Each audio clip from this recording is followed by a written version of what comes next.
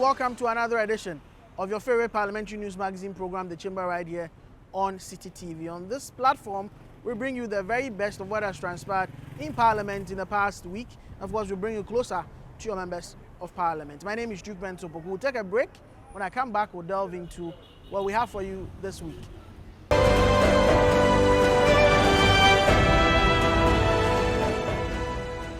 you have missed out on the major stories in Parliament in the week, you may not have had time to follow our bulletins. But what we do with the recap segment is to bring back all the major stories in Parliament, curate them into one segment for you to at least be able to catch up on what MPs have been doing in the past week. So here's the recap for this edition.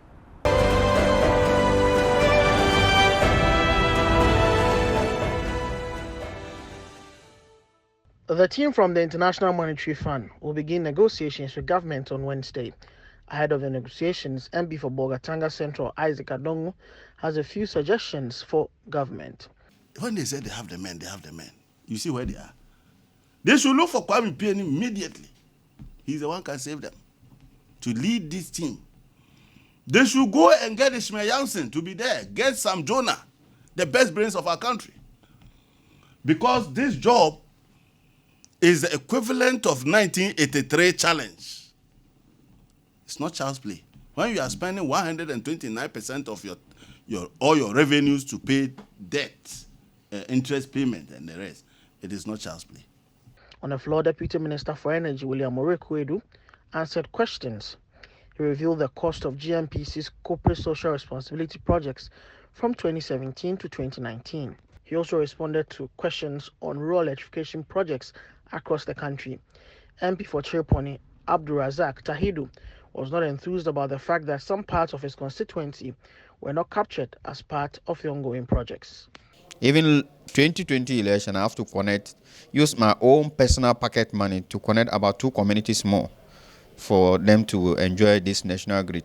So hence, I'm making much appealing to the Ministry of Energy to see how they quickly award some of these communities so that we can also enjoy this national grid. Because electricity will enhance so many things. It will encourage our children to develop the habit of reading and reading, studying in the night, during the day, and the community women will not move from far to far to mail their grace. The Privileges Committee at a closed-door meeting first gave the opportunity to Ayawaso Central MP Henry Korte to explain why he absented himself from Parliament for 15 days without the Speaker's permission. But Adwoa Safo did not show up either in person or virtually. Henry Boachi-Adam is a member of the committee. According to the report we received from the clerk of the committee, who actually served on the member at his place of abode, he's a pigeonhole. He served also from the ministry where he's a minister of state, Honorable Adwoa Safo. So it's not, it's on leave. So that is what is actually holding the committee to take a decision. Because it's apart from leaving the president, who actually appointed her as a minister, who can fire her, that today or tomorrow. But we being the committee, we have to report to the House. On the floor of the House, Minister for Interior Ambrose Derry answered questions on the non-payment of compensation to victims of the Idra unrest a year after the committee's report was published. Mr. Speaker, I am informed that the Attorney General and the Minister of Justice has received medical report from Konfanoche Teaching Hospital on the injured persons to determine the parameters due the victims. Notwithstanding, the Office of the Attorney General has requested victims to provide them with all medical receipts on which they are awaiting response. Mr. Speaker, the 3 victims will be compensated when all administrative processes are completed. Meanwhile, Mr. Speaker, permit me to inform the House the families of the 2 deceased persons have been compensated. He also responded to the issue of the lack of logistics for the security detail of MPs. Available police records indicate that 62 police guards assigned to MPs are yet to be issued with pistols. This is attributed to the fact that there have been exponential demand for the supply of arms from the army of the police to the police personnel assigned to be bodyguards for MPs, judges of the Supreme Court, ministers of state, and senior police officers. Efforts are, however, underway to procure additional arms and ammunition for the Ghana Police Service to enable and cater for the remaining 62 bodyguards and others assigned to the judges of the Supreme Court, ministers of state, and senior police officers. The minority also at a press briefing called on government to accept full responsibility for the resort to an IMF program. President Nana Addo Dankwa and Dr. Mahmoud Bawumia should take full responsibility for incompetently managing the economy to suffocating debt level, which has necessitated the retreat for us to request an agreement with the International Monetary Fund for the restructuring of our debt. As they take full responsibility, they should. They should also take responsibility for their reckless and irresponsible borrowing and unjustified profligate expenditure, which has led us to the journey of retreat. The National Cathedral project has been dogged by a series of allegations. The latest is an accusation about the alleged unlawful withdrawal of money from the Consolidated Fund for the project by the Minister for Finance. Samuel Okudzeto-Ablakwa is MP for North Town. We revealed that in flagrant violation of Article 178 of the 1992 Constitution, the Finance Minister, on the blind side of Parliament, has instructed, not once, not twice. We have put out 3 series of withdrawals from the Consolidated Fund without parliamentary approval. And you know that the 1992 Constitution is very clear. If you do not have an approval, you cannot dip your hands in the Consolidated Fund and withdraw public funds. Now, the latest in this unending saga. The Minister for Information, Kojo Oppong-Kuma, was on the floor of the House to answer questions on the protection of journalists in their line of duty. Successfully validated and followed up for correction the report of alleged assault on City FM journalists on the 11th of May 2021.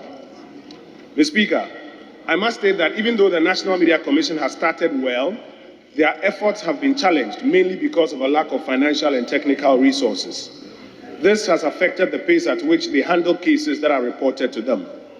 While we continue to encourage the NMC to stay on course on this path, we also appeal to development partners and other stakeholders to support the NMC to enhance its operations. Mr. Speaker, when the report of attacks on journalists are brought to our attention, government quickly condemns such attacks and engages the police to identify and prosecute offenders. The Ministry of Information recently condemned attacks on journalists at Radio Adan and Benya FM and urged, through direct interactions with the police to act with dispatch against the perpetrators. He also touched on the latest Rapporteur Sans Frontières report, which saw Ghana slip on the Global Press Freedom Rankings. FS Press Freedom Index, as published recently, actually means.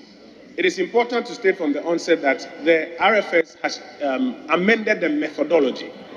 And therefore, press freedom, in accordance with their methodology, is not just about the security of journalists.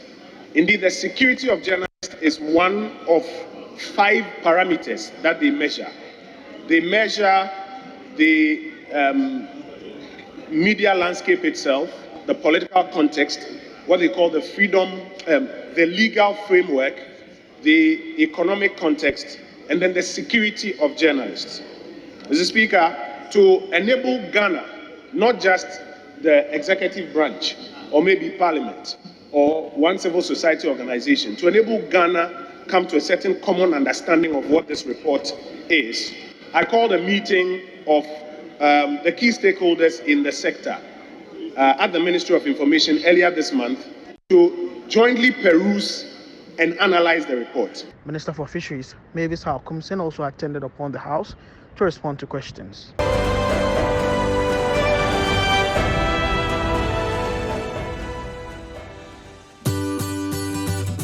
City TV is live on DSTV. Go to channel 363. On GoTV, access City TV on channel 182. On a digital TV, please press the menu button on the remote control and run a new search on your TV.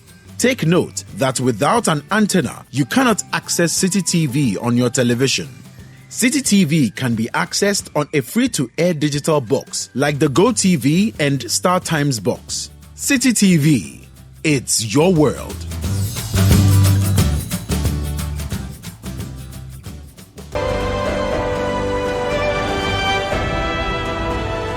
Welcome back from the break. This week on the From the Floor segment, I interview members of parliament from the majority and the minority on what they think about Ghana's restore to an IMF program and what kind of negotiations our leaders should be engaging in relation to this IMF program that's supposed to salvage our country's balance of payment issues. So, first of all, we'll bring you that, and then we'll bring you question time from the floor of parliament. The Minister of Information, he's been speaking about what measures government is putting in place to protect journalists who are attacked in their line of duty. We'll bring you that question and answer segment also on the floor of the House. This is our From the Floor segment this week. Floor segment this week is the Honourable MP for Yape-Kusau in the Savannah region, the Honourable John Jinapor. Government, we're told, this week is beginning negotiations with the IMF team.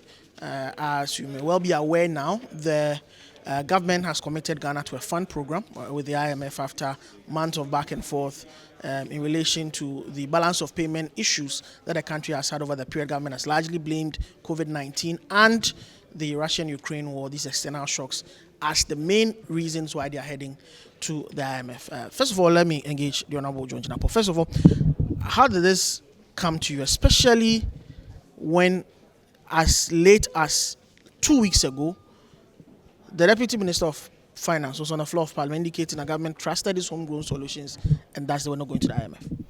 Well, I'm not surprised because we kept cautioning government, especially in the early part of 2019, that they were heading for a ditch, but this government would not listen.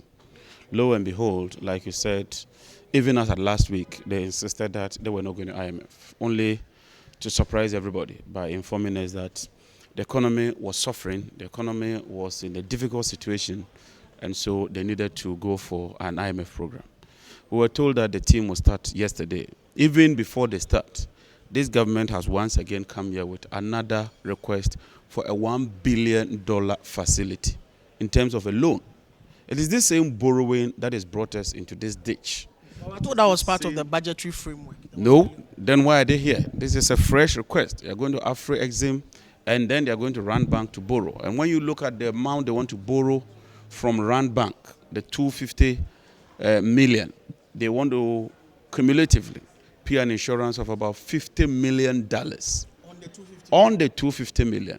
That is unacceptable. At a time when you are engaging the IMF, one would have thought that they will pull the brakes, open up the books, look at the real costs even before you start borrowing. But even before you engage the IMF, you still continuing on this reckless borrowing. This is unacceptable. We must not allow this to proceed. The information here is so scanty, is so opaque, it's just not enough. That means you that don't the even minority know. will not support this 250. I hope so. You don't even know exactly what they are going to use the money for. All they say is budgetary support.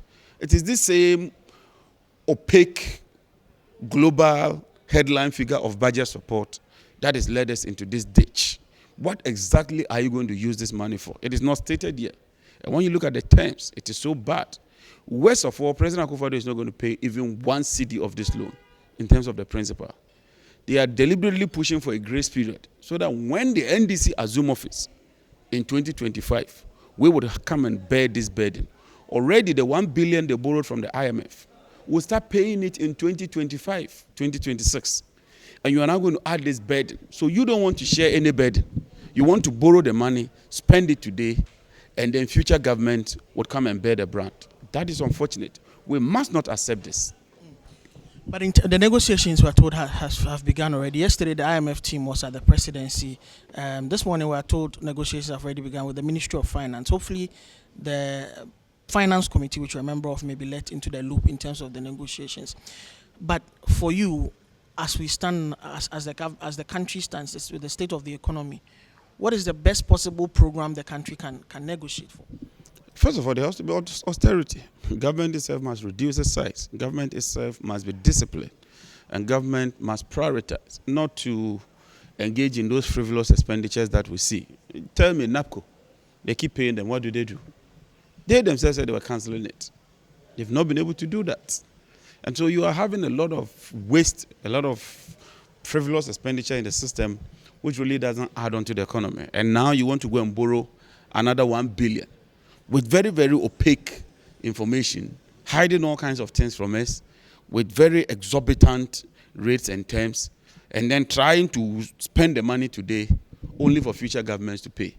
This is unacceptable. We must not allow this to go on, and this must not go on. If you were the Minister for Finance, Ken Ofori-Atta, first of all, many have said that because of his previous utterances, he shouldn't be leading the negotiations. That's one. But if you were him at this point in time, you look at your social intervention basket, you look at your expenditure basket, what are the things? Because we are told that you would have to first of all propose your program to the fund, and then at the staff level, they will look at how they can polish it up and see if they can give you milestones that you will meet for which the monies will come into your economy.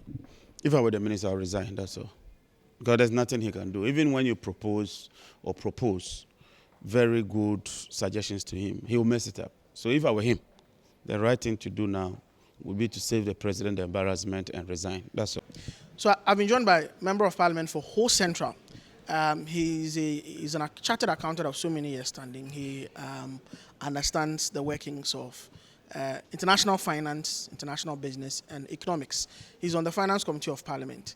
And now I also engage him on the question of the IMF. The Honorable Benjamin Podo is my guest. Honorable Podo, first of all, let me take your preliminary comments on how the decision, when you saw the letter signed by Kojo Oppong-Nkrumah, your colleague here, indicating that the country was going to IMF for a balance of payment support.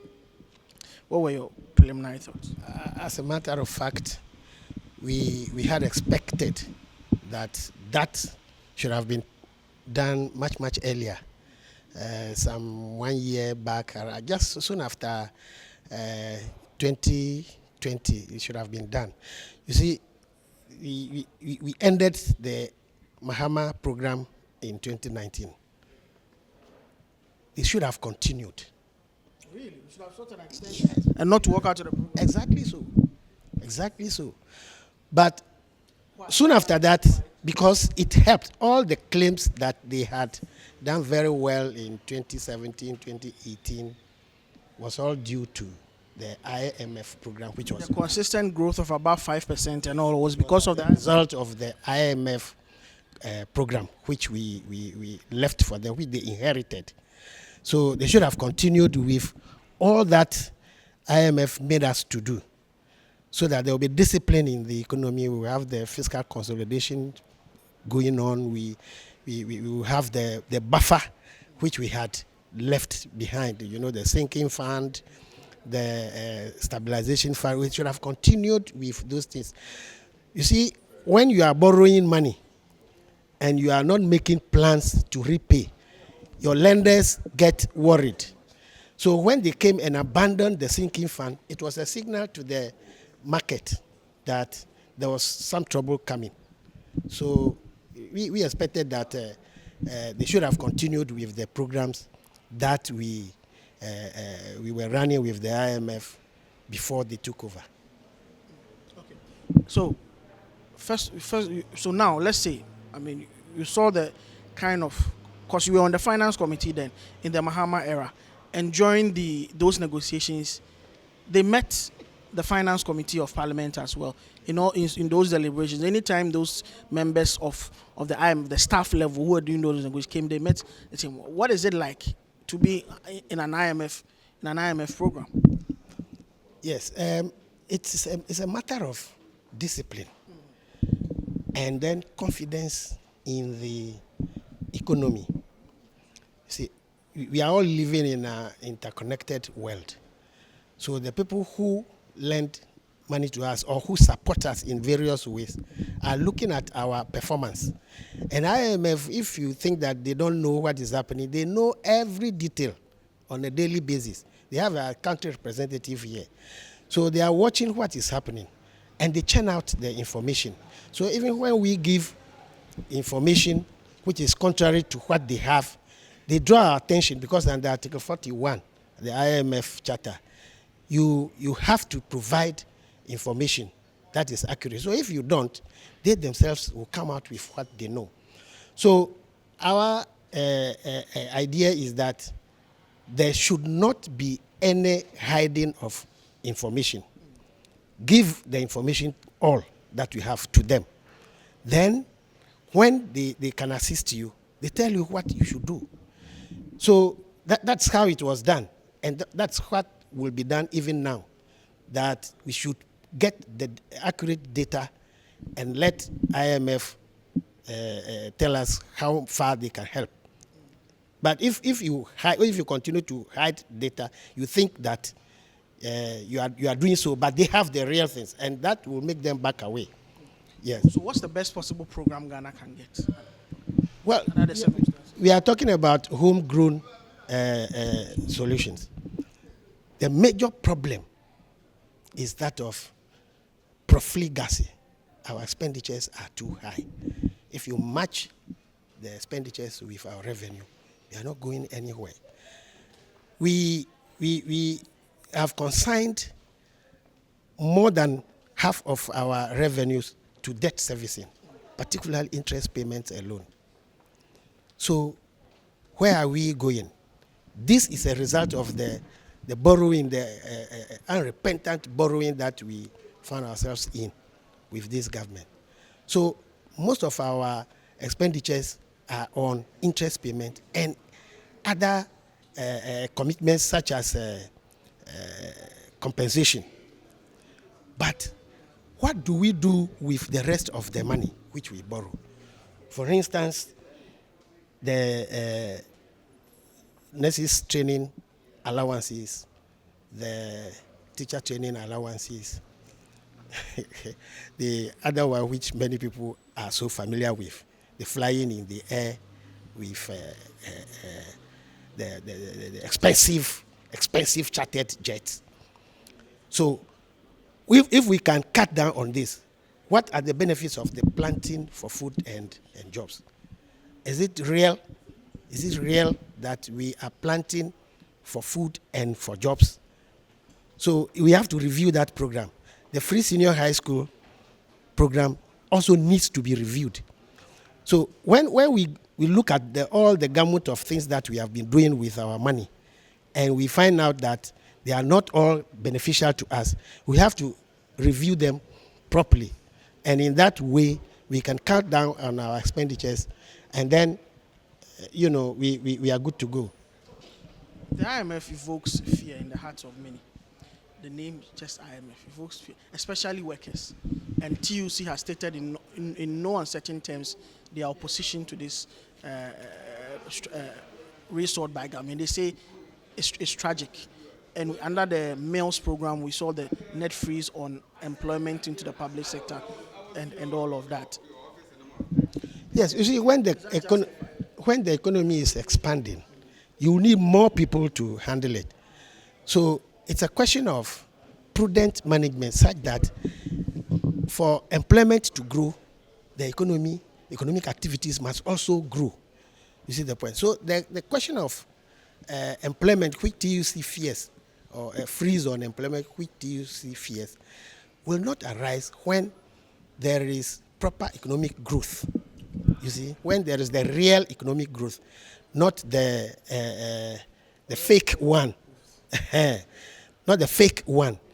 So you see, it doesn't have to be problematic for TUC, even if we go to IMF, because it is with the IMF that we saw growth, real growth in the economy.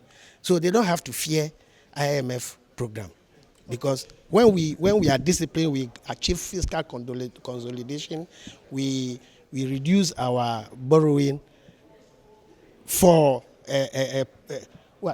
consumption. When we reduce the borrowing for consumption, then the economy will grow, and when the economy grows, more people will be employed. So there shouldn't be any fear that IMF will come and stop further employment. Last question. Many say the finance minister should not be leading the negotiations because of his own comments about the IMF in the past. We're a proud nation, we'll go to IMF and all of that. Where do you stand? My stance is that he has no commitment to IMF. He has denigrated IMF. He has told Ghanaians that we are not going to IMF. How can he, in his own conscience, be at the front of this negotiation? He should give way. He should give way. So that somebody who understands IMF, who is not proud to talk with IMF personnel, to lead the negotiation.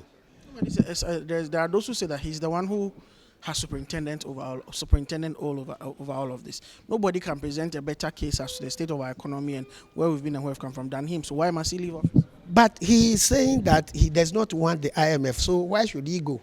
Why should he lead the team? He doesn't want IMF. IMF is in itself not a devil institution. We joined IMF in 1958. Kwame Nkrumah's time, we joined IMF. And in about 60s, late 60s, he went for a program with them. So what is exactly wrong with IMF? So that when people say we are going for IMF program, then everybody is shaking. It should not be like we are all members and we contribute. Even this government, when they were shouting, we don't like IMF. During COVID, we got $1 billion rapid credit facility.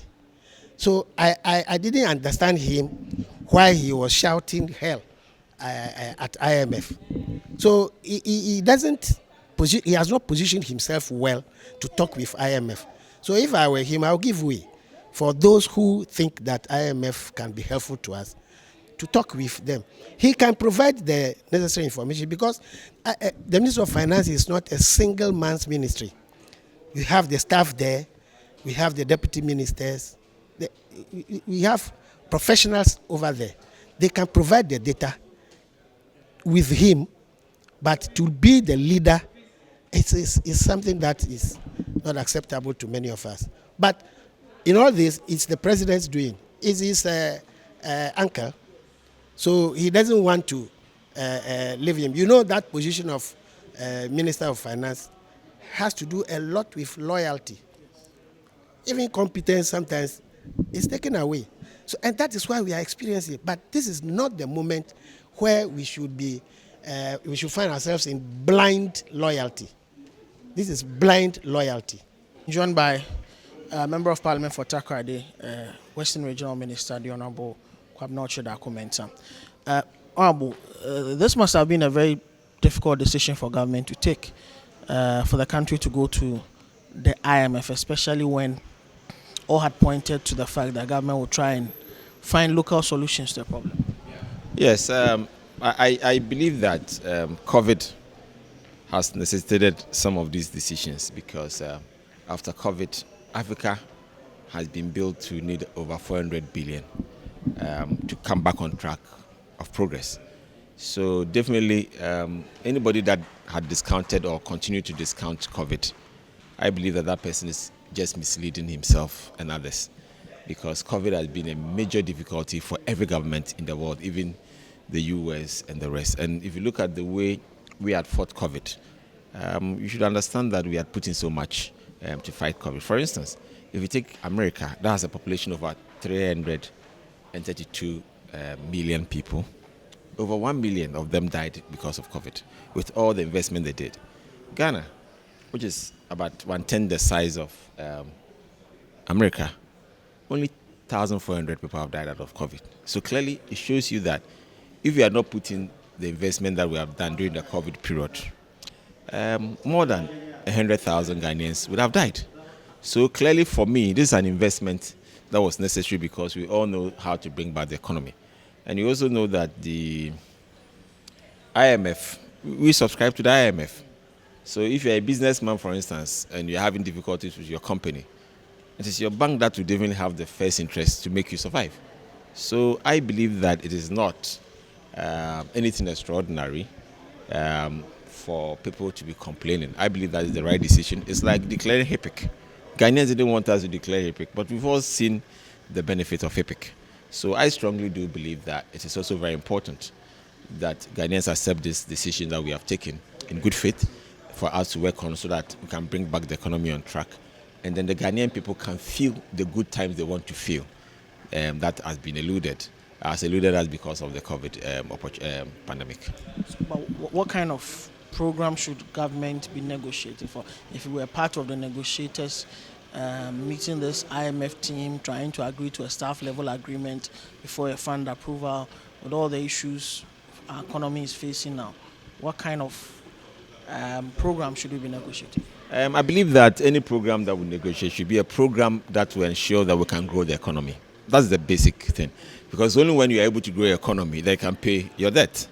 So the basic fundamental of this is that government should be looking at negotiating with them for bigger amount of money so that we can use it to invest in the economy, to grow the economy. And that should be the basics. There are those who say that based on past comments or, statements that have been made by some members of government, the finance minister, he shouldn't be leading these negotiations? I don't subscribe to that notion because he has been in the thick of things of the economy. He has to be part of it so that it can bring to fore the issues that the economy has really faced. You should also understand that the finance minister works for the president. You can have his own opinion. The fact that you have an opinion is not the opinion of the president. People, all of us, all over the country, ministers, DCs, chief executives, we represent the president in one way or the other. The fact that you have an opinion about a matter doesn't mean that it's final. It is what the president says is final. And I believe that he has done very well for the economy. The Minister for Finance has done very well. When the economy was growing, nobody said we should be sacked. And in this case in particular, COVID, for me, I see it as an accident.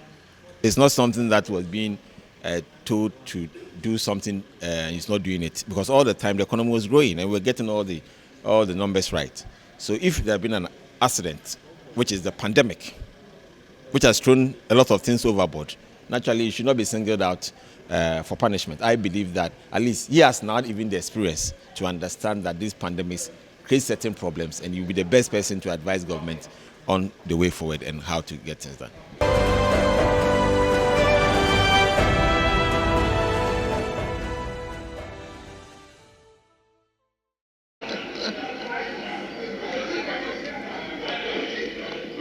Very well. The IMF minister has sat there and said,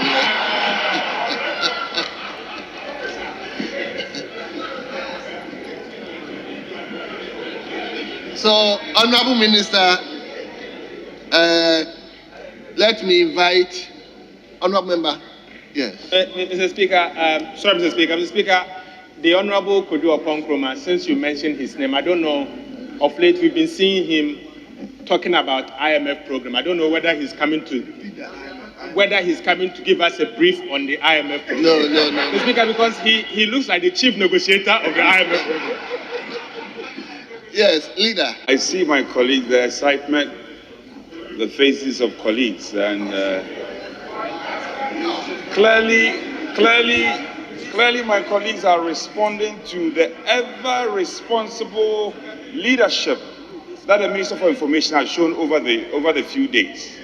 So I see my colleagues are excited and they are commending the Minister for Information for good work done so far. Speaker, on a more serious note, Speaker, in these matters we always defer to you. I'm sure it's a slip of the mind. Speaker, you had said that IMF minister, if I could plead, that is a sponge from the records. He's actually the minister responsible for information and not... I want to be sure what my colleague, the majority whip said. Did you say it's the minister responsible for misinformation? Or what did you say? Colleague, we just returned from the Pan-African Parliament. And he knows I'm referring to. And when we went to Pan-African Parliament, myself and him had some private discussion. And he was full of praises for the Minister of Information. He was full of praises. And on a more serious note, I said, Minister, read my lips.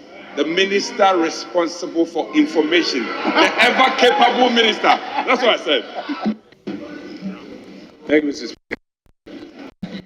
Mr. Speaker, on a lighter note, the minister responsible for information is also responsible for curing misinformation.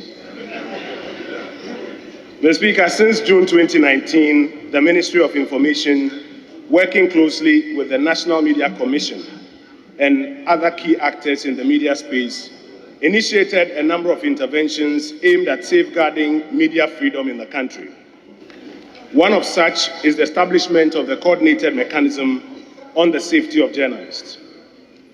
The mechanism seeks to achieve 4 key objectives. 1, to provide regular training for state and non-state actors on the safety of journalists and the need to ensure that journalists and media practitioners are not harmed for the work they do. 2, to provide annual accountability platforms for reported infringements against the safety of journalists or against journalists.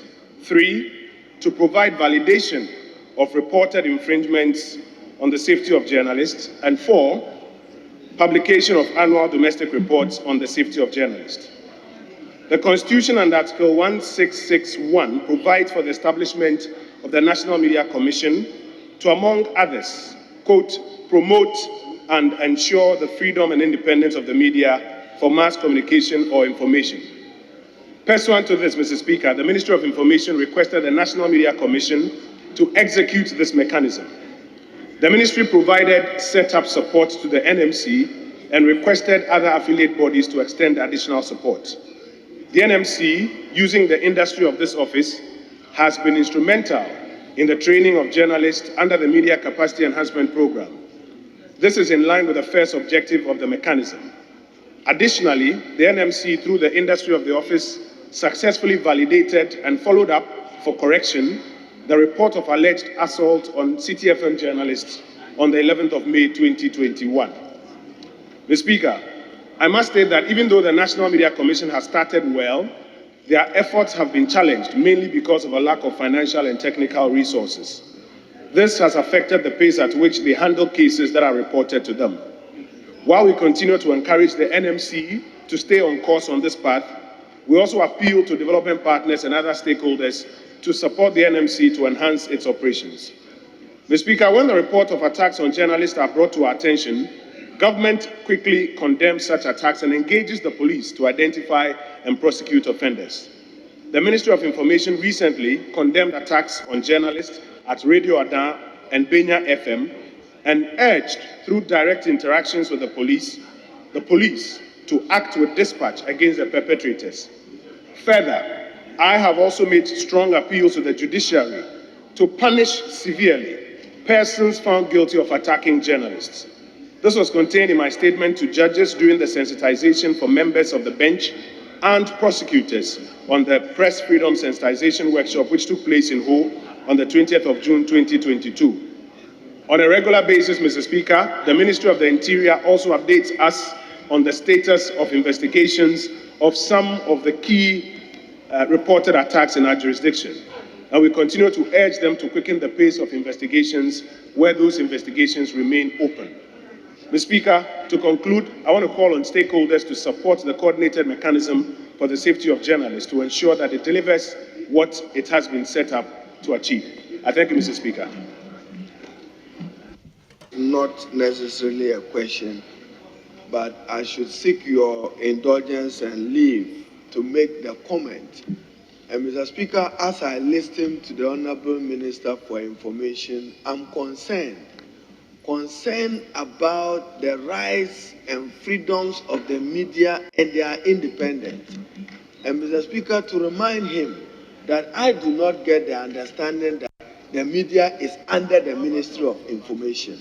Neither do I want to accept that the National Media Commission is under the Ministry of Information. I see you as also even as Minister for Information, subject to the regulatory mandate of the National Media Commission as established under Article 162 to 167 of the Constitution. But Mr. Speaker, in answering your question, you said advocacy. we don't do the allocation here. So be strong at cabinet to say that the president must make enough resources to support you and to support the National Media Commission. Parliament, you know, we are helpless in this matter. Mr. Speaker, as I said, it's a comment.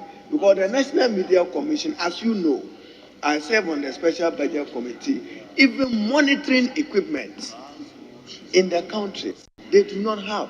If anybody goes on a local language and says something damning, we tears this country apart. We will not be able to respond appropriately. So I sympathize with you, but I don't want to go home with the notion as if you are extending your ministerial powers beyond the IMF to regulating the national media. Very well. Minister, I don't think this is calling you to respond. Matter of concern to myself, primarily also because I am still a practitioner, even though I practice in a different capacity now, and it's a matter of collective interest to us. Mr. Speaker, first, it is important to clearly understand what the RFS Press Freedom Index, as published recently, actually means.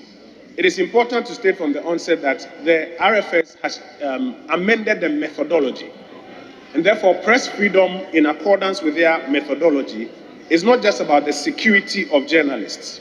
Indeed, the security of journalists is one of 5 parameters that they measure. They measure the media landscape itself, the political context, what they call the freedom, the legal framework, the economic context, and then the security of journalists. Mr. Speaker, to enable Ghana, not just the executive branch, or maybe parliament, or one civil society organization, to enable Ghana come to a certain common understanding of what this report is, I called a meeting of the key stakeholders in the sector at the Ministry of Information earlier this month to jointly peruse and analyze the report. Mr. Speaker, when we're done with that analysis, and this had the various media stakeholders, including some of which I have mentioned earlier, when we're done, it became obvious that according to the 5 parameters assessed under the new methodology, Ghana scored very high in terms of the legal framework, 81.42%, the social cultural context, 79.64%. Ghana also recorded above average and moderately high scores for political context, that is 66.61%, and security of journalists, 62.25%. Security of journalists, 62.25%. The only parameter in which Ghana performed below average, which dragged us very heavily on the composite score, was the economic context, 47.22%. And by economic context, RFS refers to the poverty of individual journalists and media houses. And the facts are clear in this country that because we have opened up the media landscape extensively, which is a very good thing, a number of media houses have sprung up, a good chunk of which struggle to make ends meet. Indeed, I think even this week you will find reports in some of the media or on some of the media platforms about media houses struggling to pay salaries. And the RFS contends that when journalists are not paid, the ability to do a sacrosanct free job is questionable. And they score us very, very low on that. When media houses are not able to make ends meet, the ability to do independent and sacrosanct journalism sometimes is brought into question.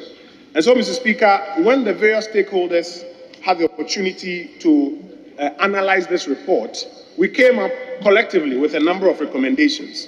And I'd like to outline a few. One, we agreed that we should work in collaboration with the National Media Commission to deepen the execution of the coordinated mechanism on the safety of journalists, which deals with the question of the security of journalists.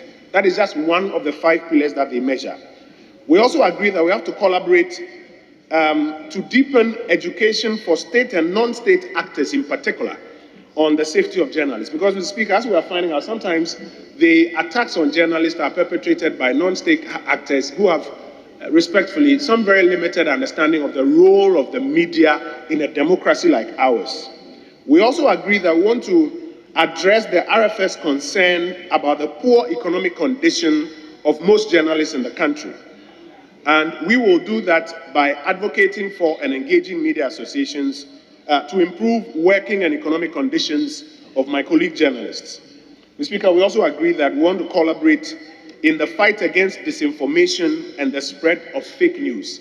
Earlier, we were making light of comments in that area. But, Mr. Speaker, the RFS report mentions that it is one of the major contributors to our low ranking in terms of the Press Freedom Index. The detail of the report outlines all of that. And we need to be a bit more aggressive in fighting disinformation and the spread of fake news. We have to do that, however, by balancing whatever actions we take with respect for the freedoms that our Constitution upholds. I thank you, Mr. Speaker.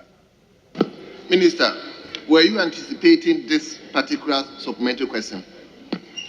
Yes, Mr. Speaker, because as you prepare for these questions, you must have a certain understanding of the key issues in the public domain that you should respond to. So yes, Mr. Speaker, we're anticipating. Yes, Honorable. Elaborate in very detailed steps and measures that his ministry and other agencies are putting in place to ensure the safety of journalists and the practice of journalism. May I take this opportunity to just find out from him whether there's any new update on the death of Ahmed Swaleh and whether his ministry is taking some other steps to fast track whatever information that is there so that we can bring finality to the death of Ahmed Swaleh. Thank you, Mr. Speaker. I thank my colleague for the question. Once again, we will reiterate our commiserations to the family for that loss. Mr. Speaker, in my substantive answer, I mentioned that regularly we engage the Ministry of the Interior to get an update of outstanding matters with reference to alleged attacks on persons who are journalists. Every time we ask for an update, we are told that the police that is responsible for that investigation updates that that investigation remains open and that they are still on that investigation. Mr. Speaker, that is the latest update, even as we encourage and urge them to fast track that. That is the information that I have in response to my colleague's question.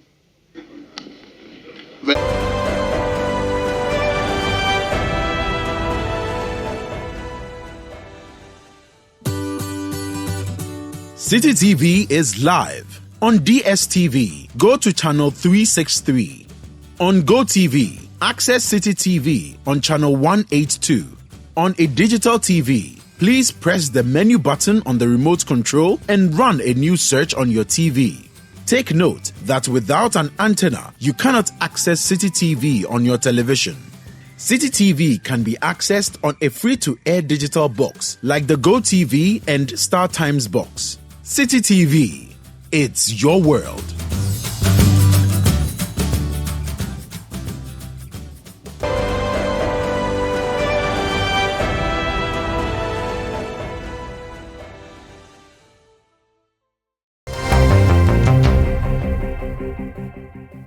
So this week on Use You, I'm talking about the IMF program that government has entered into. At least that's what a lot of people are discussing, and members of parliament have not been left out of that. Forget about the jokes that were being made about it, but it's a serious issue that our economy be committed to a Bretton Woods institution at least for the next 2 to 3 years, depending on what terms our team is able to agree on with the IMF. It's not bad per se for the country to go to the IMF, but because of the discussions, because of the deliberations and the politicization, the needless politicization that has characterized the IMF discussion in our country over the period, is what has made it look like it's bad for countries to go to the IMF. And indeed, going to the IMF is an admission that in and of your own self, you cannot keep within the remit of fiscal discipline. You can't discipline yourself to be able to spend within your limits. Of course, government is blaming Russia-Ukraine war and the coronavirus pandemic for resorting to the IMF. It may not be a bad option, but I think that for what it's worth, for all that has gone on in the period, in the past few months in this country in relation to the IMF, the president owes the duty to the citizenry to at least, this is the kind of national issue or event, or I don't want to use the word crisis, which calls for the president to speak to the nation, to candidly, heartfelt, engage the Ghanaian public about sincerely why you think we are here. Of course, we've heard what the president said when they met the AGI business captains of industry. We've also heard what he said when he was swearing in ambassadors in relation to IMF and the rest. But that's different from engaging the country. Let's see the kind of impacts the COVID addresses made. At least, of course, on turning to something else. But in the early days, if people attentively were listening, there's something about the power of national broadcast. That's why Nkrumah never played with it. You know, the power of national broadcast that he should be able to bring to bear on this IMF decision. Eyeball to eyeball. Talk to the public about why you are taking this decision, taking us to IMF, and why genuinely, sincerely, you think that that's the best way to go at this point in time. I think the president owes that to the citizenry. Secondly, this calls for us to assemble our best brains, irrespective of politics. So it's not as if only the best brains are in only one party in the country. It's not true. Even if that is the case, in the interest of national consensus and to get in the buy-in of all parts of the political divide, I think we need to assemble our best brains, not only economic management team of the Akufo-Addo administration that should be doing this. A lot more people need to come on board. Also, take if you have to engage the venerable Kwame Pianim, KY Mwakon. There's so many illustrious economists for the years. Kwesi Boche, who oversaw the longest IMF program, the structural adjustment program, the economic recovery program of the 80s. They are all around, thankfully. Engage them, scarce ideas, solutions, so that we'll put our best foot forward when we engage in these negotiations. And the point about cutting down expenditure, draining the swamp, projects such as the National Cathedral leaving the expenditure list. Because at this point in time, taking a second look at the free SHS and so many other social intervention programs, Agenda 111, all of these may be affected by the IMF program. But how do we negotiate in a way and manner to ensure that a lot of these social intervention programs that are impacting positively on the lives of the ordinary Ghanaian are kept, while we keep our fiscal discipline and ensure that we don't spend recklessly and keep our spending within limits? That's the major question that needs to be discussed. And for me, one major area in which we need to show that commitment is to genuinely cut down the spending. Next week is the mid-year budget review. It's a very good point for the Minister for Finance to account to Parliament on so far the savings that have been made. There were some measures announced in March. 4 months down the line, what kind of impact, or 3 months down the line, what kind of impact has these measures that were announced made? For instance, how much have we saved? The country saved from the 20% cut on expenditure. How much have we saved on the halving of fuel coupons? How much have we spent on the ban on travels? All these things need to be put out there to show the citizenry, and in fact send the confidence out there into the international community that indeed we are interested, the country is interested in living within its means and being fiscally disciplined. And that's how we end Duke's View, and by extension the Chamber this week. My name is Duke Mentupoku. Keep watching CCTV for the very best in programming. Next week is the mid-year budget review. I'll be here to bring you all that you need to know. Stay with us.